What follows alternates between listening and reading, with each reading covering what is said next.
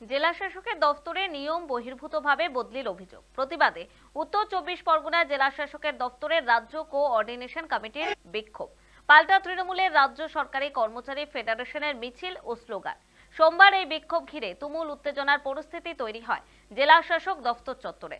জানা গিয়েছে 12 ফেব্রুয়ারি জেলা শাসকের দফতরের বেশ কয়েকজন কর্মীকে নিয়ম বহির্ভূত বদলির নির্দেশ পাঠানো হয়। এরই প্রতিবাদে সোমবার জেলা শাসক দফতরে বিক্ষোভ কর্মসূচি পালন করছিলেন রাজ্য কোঅর্ডিনেশন কমিটির সদস্যরা। সেই সময় জেলা শাসকের দফতর চত্বরে তৃণমূলের পশ্চিমবঙ্গ রাজ্য সরকারি কর্মচারী ফেডারেশনের তরফেও আরেকটি মিছিলের আয়োজন করা হয়েছিল। সেই মিছিল থেকে সম্প্রতি রাজ্য বাজেটে মহার্ঘ ভাতা বৃদ্ধির জন্য রাজ্যের শাসক দলের পক্ষে স্লোগান দিচ্ছিলেন তারা। ঘটনাচক্রে দুটি মিছিলই পরস্পরের মুখোমুখি পড়ে যায় এবং এরপরই স্লোগান পাল্টা স্লোগান চলতে থাকে। আর এ জেরেই তুমুল উত্তেজনার পরিস্থিতি তৈরি হয় উত্তর 24 পরগনা জেলা শাসক দফতরের চত্বরে। এদিন রাজ্য কোঅর্ডিনেশন কমিটির তরফে জানানো হয়, কর্মচারীদের বদলির নির্দেশিকা প্রত্যাহার না করলে আগামী দিনে বৃহত্তর আন্দোলনের পথে হাঁটবেন তারা।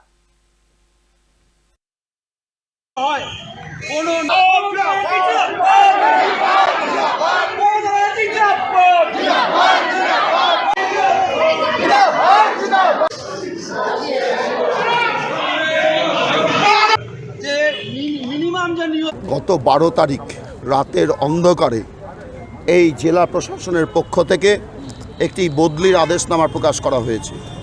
নিশ্চয়ই বদলি জেলা শাসক হিসাবে আইন মোতাবেকভাবে করতেই পারেন, কিন্তু কোথায় করা হয়েছে না, একদম বেছে বেছে যারা প্রশাসনের স্বচ্ছ দক্ষ কর্মচারী, প্রশাসনকে প্রশাসনিক কাজকে এগিয়ে নিয়ে যাওয়ার ক্ষেত্রে যারা মূল ভূমিকা প্রতিপালন করে থাকেন তাদেরকে বেছে বেছে জেলার দূর দূরান্তের প্রান্তিক ব্লকে বদলি করা হয়েছে প্রাণী সম্পদ দপ্তরে।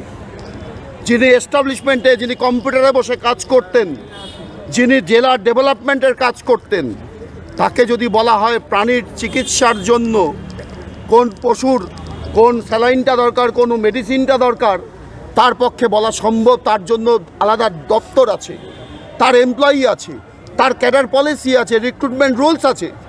আজকে এই সরকার সমস্ত ধরনের রিক্রুটমেন্ট রুলস, যে নেচারের কর্মচারী তার যে জব করার কথা, সেগুলোকে বানচাল করে দিয়ে শুধুমাত্র কর্মচারীকে হয়রানি করার জন্য এই ধরনের হয়রানিমূলক বদলির আদেশনামা প্রকাশ করছেন। আমরা অবিলম্বে সেই আদেশনামার প্রত্যাহারের দাবি জানিয়েছি।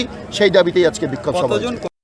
বাংলার প্রতিটা সরকারি কর্মচারী মুখ্যমন্ত্রীকে, মানবিক মুখ্যমন্ত্রীকে কৃতজ্ঞতা ধন্যবাদ প্রকাশ করছি। আমরা খুশি তিনি আমাদেরকে নিয়ে এভাবে ভাবছেন। আমরা জানি যে কেন্দ্রীয় বঞ্চনা এবং বাংলার সমস্ত সর্বোপরি একদম প্রান্তিক মানুষের জন্য ভাবনা চিন্তার সাথে সাথে তিনি সরকারি কর্মচারীদেরকে নিয়ে এভাবে ভাবলেন এবং আগামীতে আরও ভাববেন, এটা কথা দিয়েছেন। আমরা কৃতজ্ঞতা প্রকাশ করছি, আমরা নতমস্তকে তাকে প্রণাম জানাচ্ছি। এখানে কোঅর্ডিনেশন কমিটি একটু আগে তারা মিছিল করলেন, বিক্ষোভ দেখালেন, তাদের একটা দাবি অনৈতিকভাবে জেলাশাসক বিভিন্ন এই বিষয়ে আমাদের কিছু জানা নেই। আমরা আজকে আমাদের প্রোগ্রাম গৃহীত ছিল, আমাদের এটা আগেই ঠিক ছিল। আমাদেরকে শুক্রবার দিনকে ফেডারেশন থেকে জানিয়ে দেওয়া হয়েছে যে সারা বাংলায় সমস্ত সরকারি অফিসে আমরা কিন্তু ধন্যবাদ জ্ঞাপন করছি। তার মধ্যে কারা কিভাবে প্রোগ্রাম সেট করলো আর কেনই বা তারা পারমিশন পেল এ বিষয়ে আমরা জানি না, তবে জানবার চেষ্টা করব।